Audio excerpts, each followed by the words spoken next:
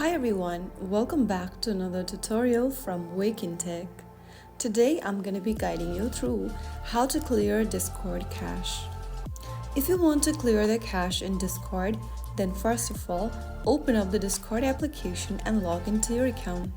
Once you're in the home page of Discord, go ahead and tap on U button at the bottom right. Inside the U menu, tap on the gear button at the top right. And then from the settings option, scroll down until you find the cache action at the bottom of the screen. Now inside cache action, tap on clear caches. Soon after you do that, you will be able to clear the cache in Discord. Doing so can help fix bugs, free up space, and improve performance. So that's how it's easily done. If you found the video helpful, don't forget to like, share, and subscribe to the channel. I'll be back again in the next episode. Thank you for watching.